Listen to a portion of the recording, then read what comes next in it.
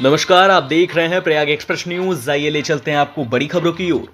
उत्तर प्रदेश के प्रतापगढ़ से इस वक्त की एक बेहद दुखद और बड़ी खबर सामने आ रही है, जहां प्रतापगढ़ के नगर कोतवाली क्षेत्र स्थित महुली मोहल्ले में बारिश के दौरान एक 100 साल पुराना जर्जर मकान अचानक से ढह गया।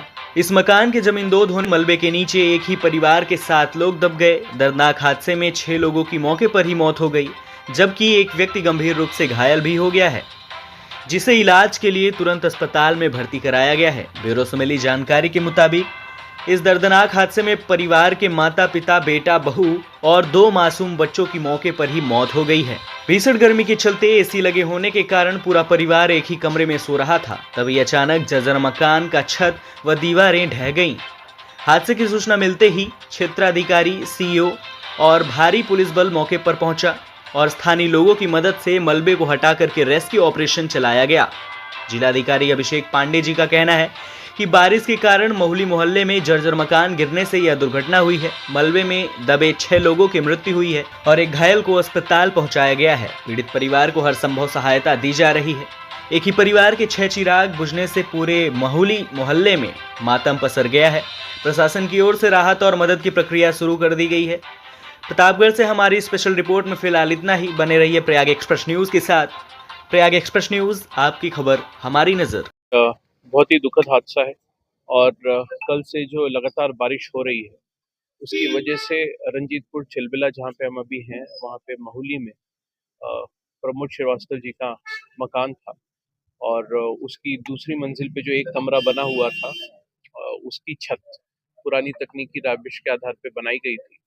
वो बारिश की वजह से दरदरा के गिरी और नीचे के तल की जो छत है उसको साथ लेते हुए वो गिर गई पूरी तरह से। एक ही कमरे में जहाँ पे एसी लगा हुआ था वहाँ पे परिवार के 7 लोग जो हैं सो रहे थे। उसमें से प्रमोद जी, उनकी पत्नी, उनका एक और लड़का और उनके दूसरे लड़के अमन, अमन की पत्नी और 2 बच्चे। इसमें अमन को छोड़कर बाकी सभी लोग दुखद रूप से हताहत हुए हैं। अमन जो है उनको हल्की फुल्की चोटें लगी हैं और अभी वो वर्तमान में क्लिनिकल ऑब्जर्वेशन में है और पूरे परिवार का इस प्रकार से एक साथ समाप्त हो जाना निश्चित तौर पे बहुत हृदय विदारक है। शासन और प्रशासन स्तर से निर्देश हैं कि परिवार के लिए पूरी तरह से प्रशासन हर संभव तरीके से खड़ा रहे, उनकी मदद की जाए और जो हो गया उससे उबरने में जो कुछ भी किया जा सकता है वो करे। और उस क्रम में मैं और कप्तान साहब यहाँ पर आए, उनके जो घटना स्थल है उसको देखा, उसके अलावा अमन से बातचीत की और रेवेन्यू और पुलिस की टीम रात से यहाँ पे रेस्क्यू वर्क में लगी हुई है। यहाँ पे राहत की तरफ से जो भी अहेतुक सहायता पूरे परिवार के लिए है 24 घंटे के अंदर तत्काल उनको उपलब्ध कराई जा रही है। इसके अलावा कृषक दुर्घटना योजना अंतर्गत भी जिस लाभ के लिए वो पात्र हैं वो भी उनको अगले 24 घंटे में उपलब्ध कराई जाएगी। मुझे यहाँ पे बताया गया कि इस परिवार का प्रधानमंत्री आवास भी स्वीकृत हो चुका था और जियो टैगिंग की कार्रवाई भी पूर्ण हो चुकी थी। अब इनके खाते में पैसा आना ही था, लेकिन दुर्भाग्यवश उससे पहले ये घटना हो गई। तो प्रशासन पूरी तरह से हर संभव मदद के लिए परिवार के